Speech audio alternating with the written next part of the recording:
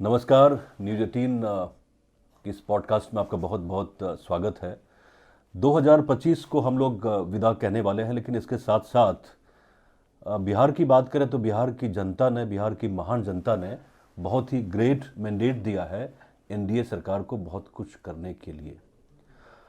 सारी जो उम्मीदें हैं एनडीए के ऊपर टिकी हुई हैं कि बिहार में किस तरह का बदलाव होता है, नया बिहार किस तरह का बनता है। तो ये 2025 से लेकर 30 तक का जो पीरियड है, ये उसी तरह का होने वाला है जिसमें बिहार को एक नए रूप में हम देख पाएंगे। जिस तरह का रिबिल्डिंग हुआ था 2005 से 10 के बीच में, बिहार को बनाया गया था, रोड पे लाया गया था एक तरह से पटरी पर वापस, उसी तरह से कोशिश होनी चाहिए, कोशिश है भी कि 25 से 30 नीतीश तो होंगे ही, एनडीए तो होगा ही, लेकिन साथ साथ एक नए बिहार का निर्माण होगा। कम से कम इसी की परिकल्पना हम लोग कर रहे हैं, जो भी बिहार के लोग हैं और बिहार से जो लोग बाहर बैठे हुए हैं, सब लोग सोच रहे हैं इसके बारे में। इसकी चर्चा हम करेंगे। हमारे साथ संजीव सिंह हैं, उद्योग से जुड़े हुए रहे हैं, इंडस्ट्री का काफ़ी इनको नॉलेज भी है। तो इनसे हम चर्चा इसलिए करना ये लाजमी हम समझते हैं कि उम्मीदें तो बहुत हैं, उम्मीदें तो आसमान जैसी ऊंची हैं लोगों की। लोग चाह रहे हैं कि जो पलायन है वो भी रुके, लोग चाह रहे हैं कि हर जिले में कुछ न कुछ इन्वेस्टमेंट हो, इंडस्ट्री लगे, लेकिन बहुत सारे रोड ब्लॉक्स भी होंगे। रोड ब्लॉक्स हैं भी बहुत सारे, जो कहते हैं कि दिक्कतें हैं, दिक्कतें तो हैं, उसको आइडेंटिफाई हम कैसे करेंगे। सरकार को कुछ ऐसे पॉइंट्स हम लोग ज़रूर एडवाइस कर सकते हैं कि जिसमें थोड़ी रफ्तार बढ़े। 5 साल गुजरते हुए बहुत लंबा समय नहीं लगता है। 2025 का आज 30 दिसंबर है, 30 दिसंबर को हम लोग बात कर रहे हैं। तो क्या परिवर्तन आपको लग रहा है कि 2026 में आएगा कि सरकार बहुत ही रफ्तार से काम आगे बढ़ाए? जो मंत्री आप देख रहे हैं दिलीप जायसवाल, वो लगे हुए हैं, लगातार मीटिंग्स कर रहे हैं। उसके पहले नीतीश मिश्रा भी थे, उसके पहले समीर महासेठ भी थे और शाहनवाज हुसैन भी थे। तमाम लोगों के साथ आपने क्लोज क्वार्टर्स में रह के आपने काम किया है। संदीप पौंड्रिक थे, उनके साथ आपने काफ़ी पॉलिसी डिसीजंस में काम किया है। तो हम चाहते हैं कि पहला रिमार्क्स आपका हो कि सरकार किस दिशा में जाए, जो बिहार हम कह सकें सही मायने में कि नया बिहार बनेगा और बनने की पूरी संभावना है। जी, सबसे पहले तो इसका सबसे बड़ा जो हम एक सिंबोलिज्म के तौर पे ही देखें कि जब नया सरकार जब का गठन होता है, तो इसमें पहले जो कैबिनेट मीटिंग इसमें जो होती है, उसके जो मुख्य जो एजेंडे हैं उसमें डिफेंस कॉरिडोर, सेमीकंडक्टर यूनिट्स का लगाना, एआई के ऊपर एक कमेटी बनी है, फोकस है। सेंट्रल गवर्नमेंट का भी कमिटमेंट है सेंटर ऑफ एक्सीलेंस एआई के ऊपर बनाने के लिए। शुगर मिल के ऊपर जो है कि बिहार में जितने भी क्लोज शुगर मिल्स हैं, सिक यूनिट्स हैं, वो उनको रिवाइव करने का मतलब उन्होंने प्रॉमिस किया हुआ है। तो मैं ये देख रहा हूँ कि अगर हम पिछले 20 साल, जैसे आपने बताया 2005 से लेके 2025 तक, जो बिहार के रीबिल्डिंग का एक जो रास्ता था वो इतना आसान नहीं था। बिहार शायद अकेला स्टेट था जिसका जीडीपी नेगेटिव में था, नेगेटिव में था। और वहां से बिहार जो है लगातार जो है बिहार को वापस खींच के पटरी पे लाया, बिल्कुल पटरी पे लाना। और हमेशा रेगुलर जो है ये बिहार का highest top 3 GDP growth rates में स्टेट्स में आना, तो ये अचीवमेंट ही है। आज की डेट में हम देखते हैं कि कई बिहार के लोग बाहर से आते हैं, तो वो बिहार की तारीफ किए बिना वो रह नहीं पाते। अब म्यूजियम जाइए, नालंदा यूनिवर्सिटी को कैसे रिबिल्ड किया, रोड्स का आप देखिए।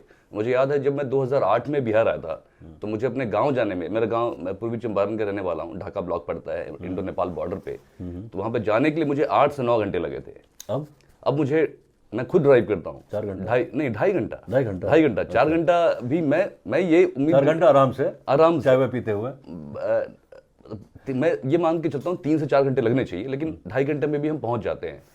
तो जो हमारा जो डिस्टेंस भी जो था 220 किलोमीटर का था, वो अभी 165 किलोमीटर का है मेरे गांव से पूरा पटना, जो मेरा, हम जिस फ्लैट में रहते हैं। तो एक तो डिस्टेंस रिड्यूस हो गया, मल्टीपल रोड्स हो गया, कनेक्टिविटी का कोई इशू नहीं है। कोई बिहार में बिजली को लेके कोई शिकायत नहीं कर सकता कि बिहार में बिजली का कहीं पे भी दिक्कत है। आपके पास आपका जितना बेसिक इंफ्रास्ट्रक्चर होना चाहिए था बिहार के लिए, वो पूरा बिहार जो है मतलब पूरा अचीव कर चुका है। अब आता है नेक्स्ट स्टेज, क्योंकि हमारी एस्पिरेशंस जो हैं वो बिजली सड़क तक ही नहीं रह सकती है, क्योंकि दुनिया एआई की बात कर रही है, दुनिया टेक्नोलॉजी की बात कर रही है, तो बिहार को उस पर जाना ही था। हम युवाओं को क्या बताएं? देखिए लगातार चर्चा होती है, तो ये चर्चा होती है कि अब एआई के क्षेत्र में हम क्या कर सकते हैं, मतलब कुछ है? जी जी जी। तो ये बिहार ने बहुत सही समय पर जो अभी देख रहा हूँ सीएस काफ़ी एक्टिव है, बहुत एक्टिव है, और खुद ही लीड कर रहे हैं, और जिसपे एआई के लिए जो है एक कमेटी बन चुकी है, सेंटर का भी सपोर्ट है। तो मुझे लगता है बिहार बहुत सही दिशा में है, और ये सारे जो चीज़ें हुई है बहुत सही समय पे हुई है। बस इसमें ये है कि सरकार अपना जो एक रास्ता जो पे चल रही है वो रास्ता कहीं खो ना दे। तो 3-4 पॉइंट हम लेते हैं। हम लोग बात कर रहे थे कि क्या ऐसा ट्रिगर पॉइंट होना चाहिए बिहार के लिए जी to get things into shape, है ना, जी जी टू गेट थिंग्स गोइंग, जी जी है ना, जो कैसे चीजें आगे बढ़े। तो मतलब नंबर 1 क्या हम करें प्रायोरिटी के लिस्ट में? नंबर 1 हम क्या करें इमीडिएटली बिहार के लिए, जो एक धक्का लगे, एक मजबूत पुश लगे? मेरा ये मानना है कि आपको कहीं ना कहीं पूरे सरकार का फोकस इंडस्ट्रीज पे होना चाहिए। इंडस्ट्रीज हो, आईटी हो, ये 2 डिपार्टमेंट्स है जहाँ पे फोकस होना चाहिए। और आप, मैं कई बार पहले भी कह चुका हूँ, लेकिन इंडस्ट्री का फोकस करने का मतलब ये नहीं कि आपने वहाँ पे बहुत सारे आईएएस बिठा दिए, अपनी टीम बड़ी कर दी। हमारा जो टोटल बजट है इंडस्ट्रीज डिपार्टमेंट का, it is less than 1% of the total budget. Less than 1%, बहुत कम है, बहुत कम है, बहुत कम है। ये आपको चेंज करना पड़ेगा। पहली बात तो ये है कि आपको अगर फोकस करना है तो आपको इसमें इन्वेस्टमेंट करना पड़ेगा। दूसरा ये मैं मानता हूँ कि आपको कुछ सेक्टर्स आइडेंटिफाई करने पड़ेंगे, जैसे एआई हो गया। मैन्युफैक्चरिंग में आपको कुछ बेल्ट रीजन्स डिफाइन करने पड़ेंगे, जैसे आपको एआई पे थोड़ा सा बताइए मुझे कि हम क्या कर सकते हैं। क्या पटना के आसपास इतना सारा एरिया, चर्चा भी हो रही है वैसे, बट इसमें क्या होना चाहिए, आ क्या रहा है? देखिए हमारे पास अभी, हम बैंगलोर की तरह बाकी सब की तरह सेट शायद हम करने के लायक भी नहीं, क्योंकि हमारे पास अचानक वैसा सोचते भी नहीं, क्योंकि उसका कारण है क्योंकि हमारे पास काम करने वाले लोग जो हैं, स्किल्ड पर्सन्स यहाँ पे बहुत कमी है। जो हमारे खुद के जो बिहारी बैंगलोर में या बाकी सब दूसरे देशों में काम कर रहे हैं, वो एक मेरा अपना फीडबैक है कि वो बहुत लोग वापस इतनी जल्दी नहीं आएंगे, क्योंकि हमारे पास सोशल कॉन्फिडेंस आपको देना पड़ेगा, कॉन्फिडेंस देना पड़ेगा, ट्रस्ट देना पड़ेगा। हमारे पास सोशल इंफ्रास्ट्रक्चर की कमी है हमारे पास। मतलब आप मंडे टू फ्राइडे आप काम करते हैं, सैटरडे टू संडे जो है आपको कहीं क्या करें, आप क्या करेंगे? क्या क्लबिंग का इश्यूज है, और भी बहुत सारे जो फैक्टर्स है जो सब समझ रहे हैं। तो आपको उस तरह का सोशल इंफ्रास्ट्रक्चर भी जो है उन लोगों को देना पड़ेगा जो वो स्किल्ड लोग हैं। दूसरा है, मुझे लगता है कि इस समय 2 चीज़ों पे फोकस करना चाहिए एआई पे। एक तो हमें एआई से रिलेटेड जितने भी एक्सपर्ट्स हैं उनको सरकार को चाहिए उनको कांटेक्ट करें, और उनको एक एडवाइजरी बोर्ड या एडवाइजरी कमेटी टाइप का बनाएं, और उसमें 2 चीज़ों पे काम करना चाहिए। स्किल, एआई की स्किलिंग के लिए, क्योंकि हम वही सबसे पहले जो आसानी से कर सकते हैं, हम स्किलिंग पे करें, जो सेंटर ऑफ एक्सीलेंस बनाने की बात चल रही है।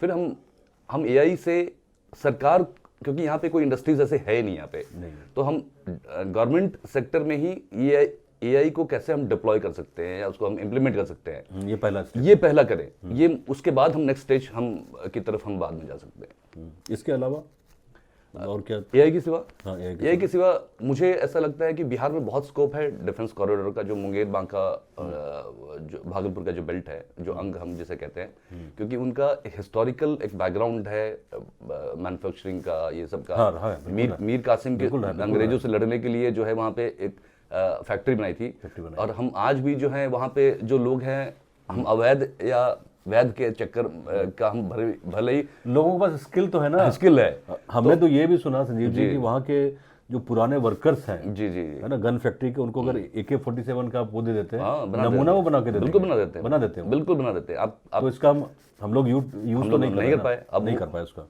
उल्टा वो हम उसका जो वहाँ से सप्लाई हो रहा है, हम उसको इलीगल बोल के हम उनको धरपकड़ कर रहे हैं, तो उसको लीगलाइज कर दे। अब भारत में डिफेंस, आज भी भारत जो है डिफेंस का नेट इंपोर्टर है, स्टेट है, कंट्री है।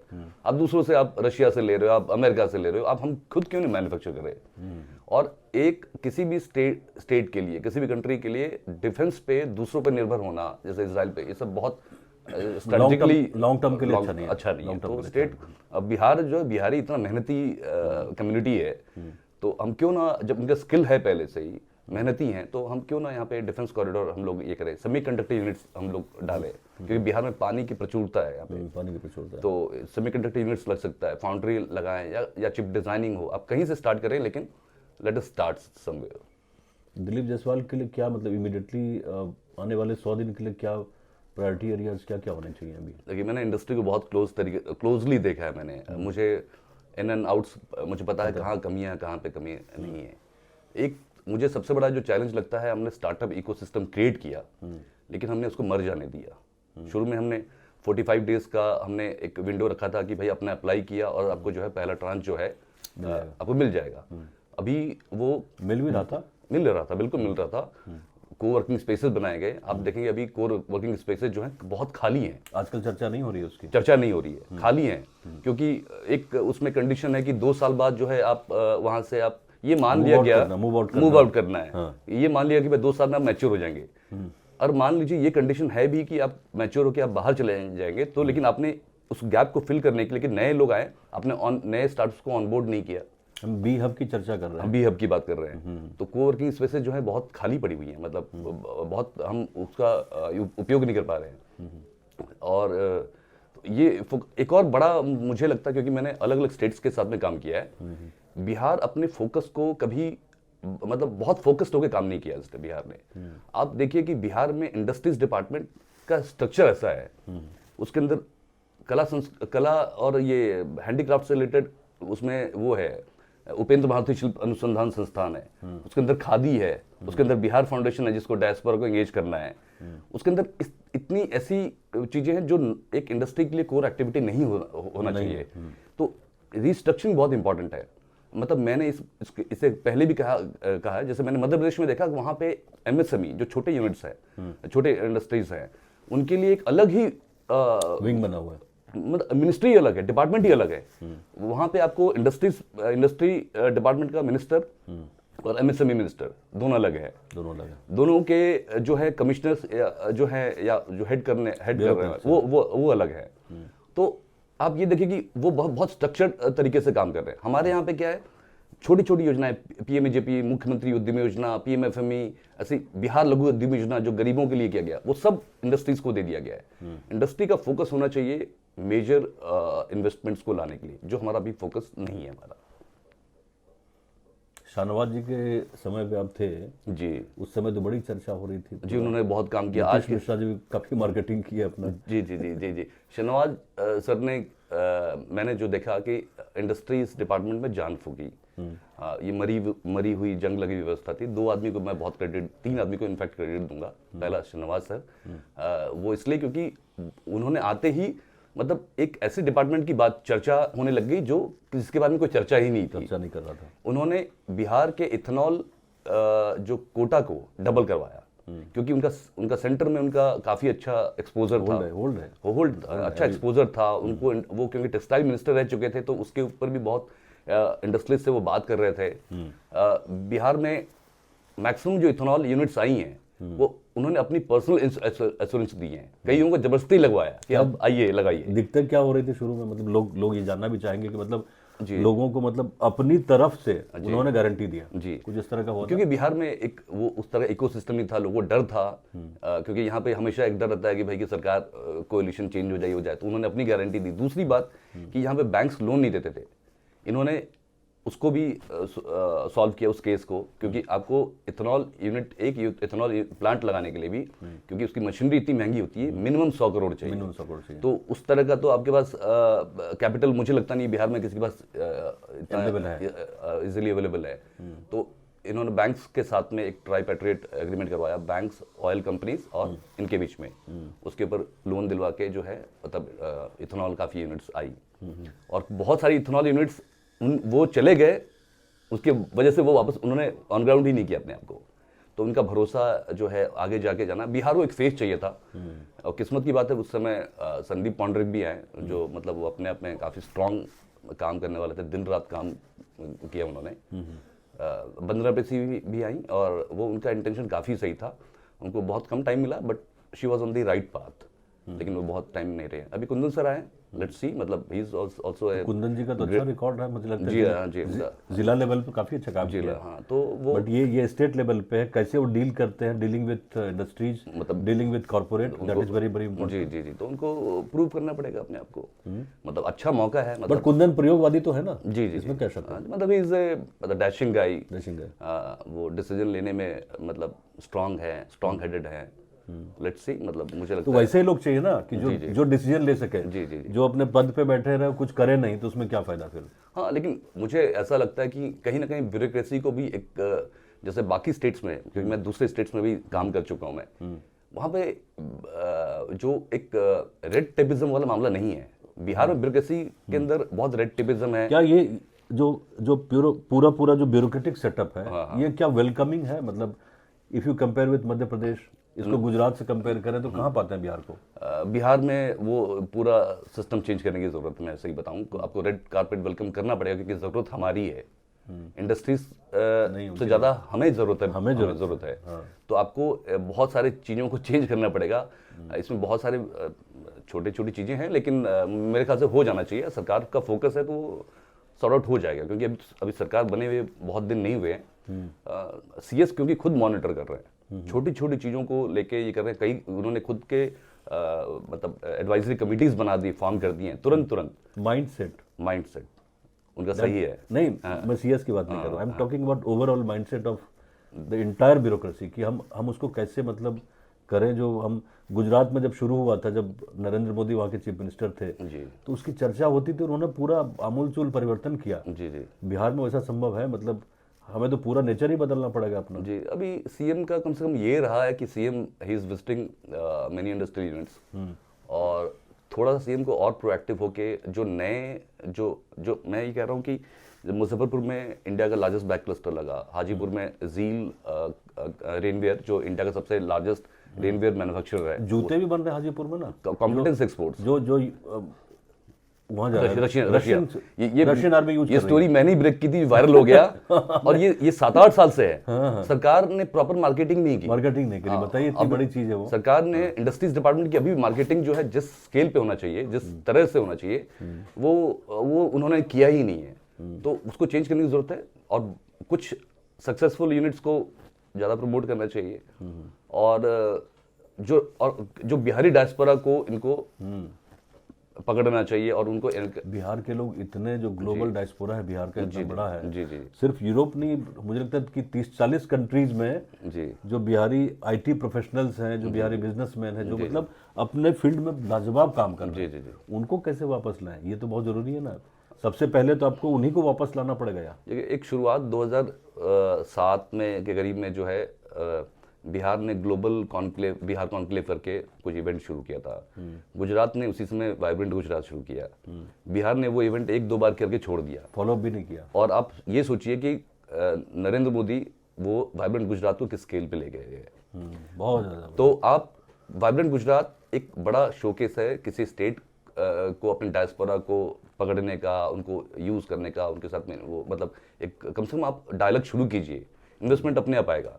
वो जो चीजें हैं, वो बिहार ने जो है वो सही प्लेटफॉर्म नहीं बनाया उनको डायस्पोरा को एंगेज करने का, वो मिसिंग है। फॉलो अप नहीं हो पाया अपने यहाँ। नहीं, अपने यहाँ पे देखिए, हमारे पास सबसे बड़ी दिक्कत है कि आपको, जैसे आप सेंटर में देखेंगे, कई जगह पे देखेंगे आप, ऐसा ब्यूरोक्रेट जो सीईओ माइंडसेट का हो, उसको आप एक टेन्योर देते हैं, एक स्टेबल टेन्योर देते हैं, ताकि वो अपने विजन को ट्रांसलेट कर सके।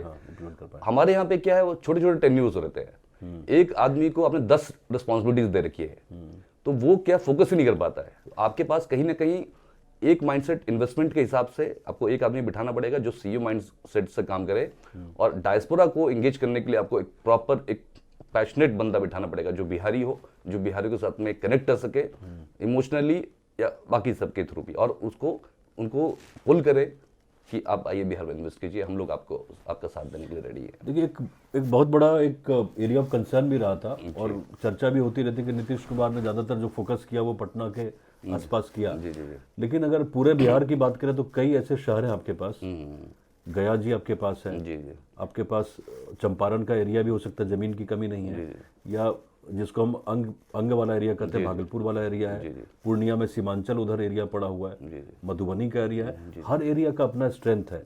तो उसको हम लोग समहाउ उसको आइडेंटिफाई करके और उस पर काम करने में सक्षम भी नहीं रहे, मुझे लगता है। नहीं, हम लोग नहीं किए, और जो स्ट्रेंथ है उसको हम लोग मल्टीप्लाई नहीं कर रहे हैं, नहीं कर पाए। मतलब इनफैक्ट मैं तो इंडस्ट्री नॉर्थ बिहार में इंडस्ट्री के बहुत फेवर में भी नहीं हूँ मैं पर्सनली, या इंडस्ट्रीज नॉर्थ बिहार में लगे तो it should be focused on food processing, क्योंकि वहाँ पे मतलब हर तरह की इस तरह की चीजें हो रही है। साउथ बिहार ऐसा है जहाँ पे लैंड ऐसा जमीन है, बांका, जमुई, आप गया में चले जाइए जहाँ पे आपको जमीन आपको अबंडेंस में है।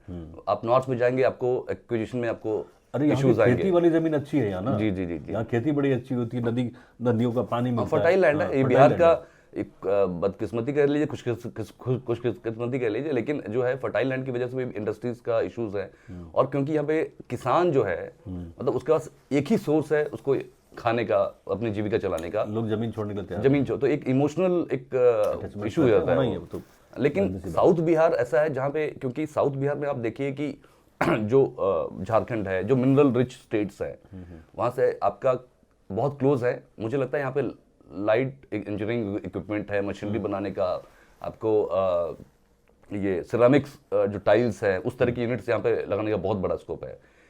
सरकार को फोकस करना चाहिए साउथ पे पहले, साउथ पे फोकस करना चाहिए। और नॉर्थ में फूड प्रोसेसिंग से रिलेटेड चीजें, जैसे आप हाजीपुर में केला से रिलेटेड बहुत सारी चीजें कर सकते हैं। इतने मंत्री हुए, रामविलास पासवान हो ही रहे फूड प्रोसेसिंग, उनके बेटे हैं, चिराग भी थे, हैं ही अभी, लेकिन कुछ अब तक तो मतलब जमीन पे लोग सवाल करने उनके चाचा थे पारस जी, है ना, पारस जी भी थे, लेकिन उसके बावजूद कुछ हुआ नहीं। बातें तो बड़ी होती हैं, बातें होती हैं, वो सबसे बड़ा प्रॉब्लम तो बिहार में यही है कि उनको कोई सवाल करने वाला नहीं हुआ, क्योंकि लोग जो है बिना कुछ किए ही जीत जा रहे हैं, तो क्यों ही करेंगे वो। लेकिन मुझे लगा है कि अभी हम देखते हैं सोशल मीडिया पे भी काफी लोग क्वेश्चन करते हैं, सवाल करते हैं, बहुत डायनेमिक, बहुत एनर्जेटिक लड़के हैं, यंगस्टर्स हैं, प्रोफेशनल्स हैं। बिहार के इश्यूज को लेकर हम देखते हैं सोशल मीडिया पे, ट्विटर पे बड़े बड़े लोगों से एंगेज हो जाते हैं, भिड़ भी जाते हैं। जी जी जी, क्या इसकी वजह क्या है? मेरा सबसे पहले तो ये मतलब एजेंडा रहता है। मतलब मैं ट्विटर पे पहले था लेकिन कभी कुछ लिखता नहीं था। मुझे किसी एक ब्यूरोक्रेट ने कहा था कि किसी और ब्यूरोक्रेट को कह रहे थे वो कि मतलब don't go on Twitter, it's a very toxic place. मैंने कहा, और बिहारी बहुत सिनिकल होते हैं। मैंने कहा कि बिहारी सिनिकल इसलिए है क्योंकि बिहार में कुछ हुआ ही नहीं है।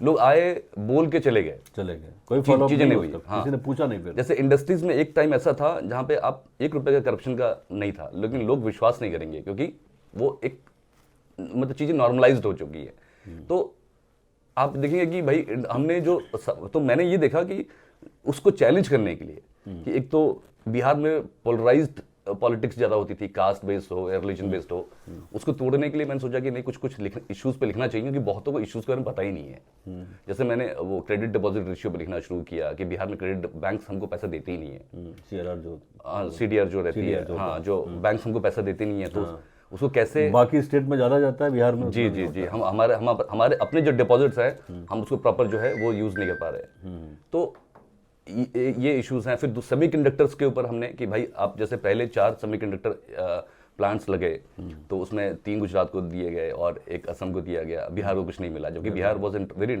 Much interested. फिर पीएम मित्रा पार्क के लिए जो टेक्सटाइल के लिए 1000 एकड़ में लगता है, उसमें बिहार ने भी अप्लाई किया था। तो बिहार डिमांड करता है कि नहीं? लोग, एक बड़ी चर्चा हो रही थी, नितिन गडकरी बोल रहे थे किसी चैनल पे, मैंने सुना जी कि साउथ के लोग आते हैं तो वो कुछ बड़ा निवेश का मांग करके जाते हैं, बिहार के लोग आते हैं तो वो तबादले के लिए तो फलाना की पैरवी करके चले जाते हैं। जी जी, ये फैक्ट ही है। मतलब ये ब्यूरोक्रेसी के अंदर भी जो दिल्ली में हमारे ब्यूरोक्रेट्स बैठते हैं, उनसे कई लोगों से मेरी बातचीत होती है, वो यही कहते हैं, मांगते नहीं है। बिहार के नेता लोग मांगते नहीं है, हाँ, बिना, हाँ, इनके पास विजन ही नहीं है।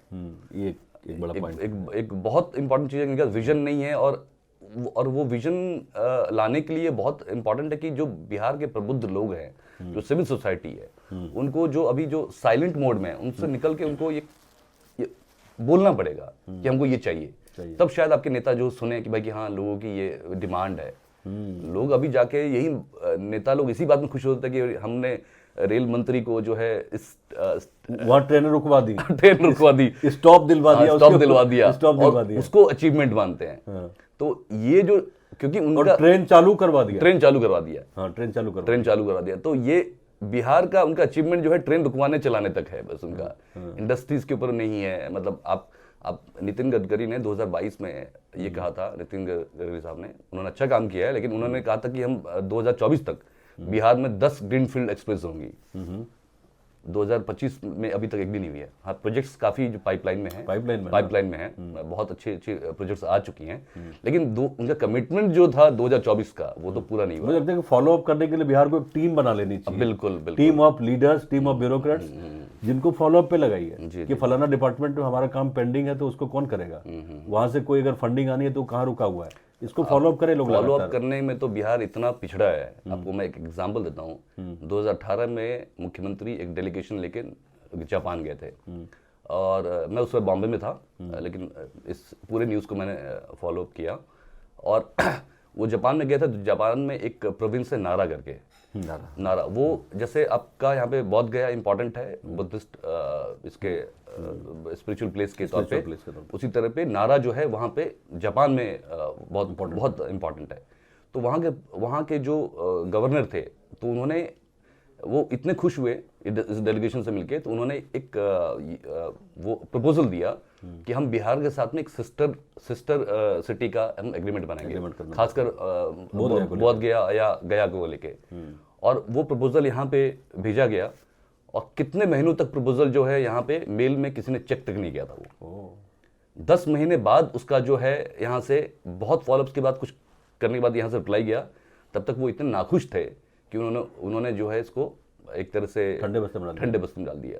तो आप 10 महीने में एक प्रपोजल, क्योंकि हमारा उसमें कुछ जा नहीं रहा था, जापान हमको हेल्प कर रहा था, और उसके बावजूद भी हमने उसको ये नहीं किया। तो एक तरह से आती हुई लक्ष्मी को हमने ठुकरा दिया। बिल्कुल ठुकरा दिया। अभी मेरे एक फ्रेंड है जो जापान में बिहार फाउंडेशन के चेयरमैन भी हैं, तो अभी वो इंडिया आए हुए हैं।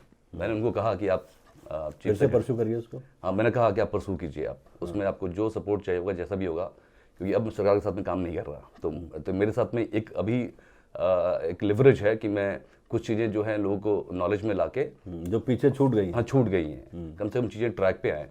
तो और सीएस बहुत एक्टिव है, मुझे बहुत पॉजिटिव लगता है, बहुत डायनेमिक है। मैं देखा था, मैं मुंगेर में था, मुझे कहीं से मालूम चला कि सीएस जो है वो पटना से चल रहे हैं, 2 घंटे पहुंच गए, हमको पहुंचने में 3.5-4 घंटे लगे। तो और बहुत प्रोएक्टिवली चीज़ों को ये कर रहे हैं। उन्होंने कमिटीज़ बनाई हैं एआई के ऊपर, आईटी के ऊपर। तो देखिए, मुझे लगता है कि कुछ पॉजिटिव होना चाहिए उनको। कुछ हम ऐसे प्रपोजल जो पेंडिंग चले गए हैं, उनके नॉलेज में लाया जाए तो वो कुछ करेंगे। वो उम्मीद करेंगे हम लोग। जी 2026 में आप लोग का ज़्यादा रोल ज़्यादा ये है कि आप इन चर्चाओं को, मतलब इस तरह के इश्यूज को बार बार इसमें लाएं। आमतौर पे हम लोग चुनाव के समय में बिजी रहे पॉलिटिकल इश्यूज को लेकर, लेकिन अब चूंकि सरकार बन गई, सारा कुछ हो गया, तो मैं चाहता हूं कि जो बिजनेस रिलेटेड जो डेवलपमेंट है या इन्वेस्टमेंट जो पॉसिबल हो सकता है बिहार में, उसको मेन स्ट्रीम में हम लोग कैसे लाएं, खबरों के जरिए, चर्चाओं के जरिए। ये तो कोई इंटरव्यू इसको नहीं मानता हूँ, इसको मैं चर्चा मानता हूँ कि जो चीजें पीछे रह गई हैं, जैसे आप कह रहे थे कि वो नारा की घटना कह रहे थे कि 10 महीने तक किसी ने मेल भी चेक नहीं किया, तो इस तरह की चीजें बिल्कुल नहीं होनी चाहिए। और हम लोग लगातार चर्चा कर रहे थे दर्शकों की, फॉलोअप के क्षेत्र में हम लोग बहुत पीछे रहे हैं। जो हमारा स्ट्रेंथ रहा है अलग अलग एरियाज का, उसको हम लोग लीवरेज नहीं कर पाए। तो इन सब चीज़ों को लेकर हम लोग आगे भी चर्चा करेंगे। अभी तो सरकार बनी है, बिल्कुल बहुत अच्छा मैंडेट मिला है, मतलब बहुत ज़बरदस्त मैंडेट मिला है। मैं तो हमेशा ये पब्लिक मंच पे भी कहता हूँ, दोहराता हूँ कि इतना बढ़िया जो मैंडेट मिला है, और इससे पब्लिक की जो उम्मीदें हैं वो कई ज़्यादा बढ़ गई हैं, बहुत ज़्यादा बढ़ गई हैं कि आपके पास पॉलिटिक्स करने के लिए अब समय तो है नहीं, आपके पास जो मैंडेट मिला है ये काम करने के लिए मैंडेट है। Work work and work, honestly आप काम करिए, तो मुझे लगता है कि बहुत अच्छा रहेगा, बिहार के लिए काफ़ी अच्छा रहेगा। 2026 में हम चाहते हैं कि बहुत ईमानदारी से लोग काम करें, और जो प्रयास होना चाहिए वो सरकार से या सिविल सोसाइटी, आप लोग तो सिविल सोसाइटी का हिस्सा हैं, आप लोग डिसीजन मेकिंग को प्रभावित कर सकते हैं, करते हैं अपने राइटिंग के द्वारा, अपने ट्वीट के द्वारा भी। लगातार आप पोक करते रहिए इसी तरह से, और नॉक करते भी रहिए, है ना, घबराने की जरूरत नहीं है, नॉक भी करिए आप कि जो राइट क्वार्टर्स हैं, राइट जो दरवाजे हैं, वहां जाके नॉक करिए कि भाई ये अगर गलत है तो गलत है, या क्या होना चाहिए, उसका करेक्टिव मेजर्स क्या होने चाहिए। सरकार फीडबैक ले रही है। सबसे बड़ा एग्जांपल है कि हम लोगों ने एक 2000 इसमें जब लोकसभा का इलेक्शन हुआ था, उस समय भी हमने एक पब्लिक मैनिफेस्टो रिलीज किया था, जिसमें हमने टेक्सटाइल पार्क, आईटी पार्क, फिर आपके डिफेंस कॉरिडोर, सेमीकंडक्टर यूनिट्स मांगा था। असेंबली इलेक्शन के पहले भी हमने 7 डिमांड्स रखे थे। सरकार ने उन एग्जैक्टली उन डिमांड्स को इसमें अपने शामिल किया। तो ये सबसे बड़ी बात है कि सरकार जो फीडबैक ले रही है। लेकिन नीतीश जी तो खुद जा रहे हैं। हम तो हमेशा कहते हैं कि पहले विकास यात्राएं हुई, समाधान कितनी 10-12 यात्रा हो गई। इस बार जो नीतीश जी यात्रा कर रहे हैं चीफ मिनिस्टर, उद्योग यात्रा होनी चाहिए कि जाएं और देखें कि जो सिक यूनिट्स हैं उसको कैसे ठीक कर सकें। यात्रा बड़ी अच्छी है उनकी। बिल्कुल। अभी एक चीज है, स्टेट के लेवल पे तो है ही है, साथ में जो मेरा अपना ये मिला नॉलेज है, मेरे नॉलेज में है कि सेंट्रल लीडरशिप जो है बीजेपी की, मतलब they are very keen to help Bihar. बहुत इंटरेस्टेड है वो बिहार को मतलब में इन्वेस्टमेंट लाने के लिए, और कुछ वो पॉजिटिव करना चाहते हैं। मतलब क्योंकि देखिए, आप 2047 का विकसित भारत का जो अपना ध्येय लेके चलते हैं, बिना बिहार को आप विकसित किए हुए भारत विकसित नहीं हो सकता। तो वो कहीं ना कहीं प्रधानमंत्री और होम मिनिस्टर दोनों के नॉलेज में है।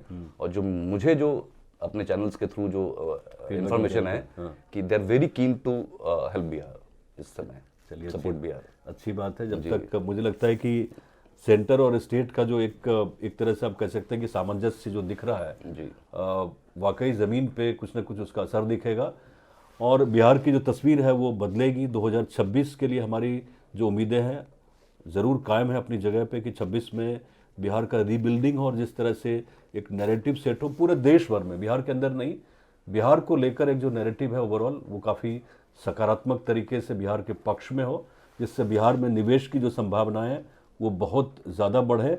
और जो शंकाएं हैं या जो लोगों के जहन में कहीं ना कहीं कुछ न कुछ है किसी भी क्वार्टर्स में, उसको एड्रेस करने में सरकार सफल हो, जो लोग जुड़े हुए इंडस्ट्री के डिपार्टमेंट के लोग वो सफल हो, या जो भी लोग पॉजिटिव तरीके से कंट्रीब्यूट कर सकते हैं बिहार के विकास को लेके, वो अपनी तरफ से कुछ न कुछ करें। आपका संजीव जी बहुत बहुत शुक्रिया। हम लोग मिलेंगे 2026 में भी और अच्छी अच्छी बातें करेंगे जिससे बिहार की प्रगति हो, बिहार का विकास हो, ये बहुत ही ज़रूरी है। तो एक पॉजिटिव नोट के साथ हम लोग 2026 में जाना चाह रहे हैं for the betterment of Bihar. हम लोग बिहारी हैं, हार्डकोर बिहारी हैं, दिल से तो बिहारी हैं। बिल्कुल कि बिहार का भला हो, बिहार आगे बढ़े और बिहार खुशहाल हो। अब बिहार के लोगों को ही इनिशिएटिव लेना पड़ेगा बिहार करने में। बिल्कुल। तो आप लोग बिहार आइए, बिहार घूमिए और रिलीजियस प्लेसेस बहुत सारे हैं, घूमिए और देखिए और किस तरह से चीज़ें बदल रही हैं, किस तरह से समाज बदल रहा है, किस तरह से माइंडसेट बदल रहा है, उसको देखें।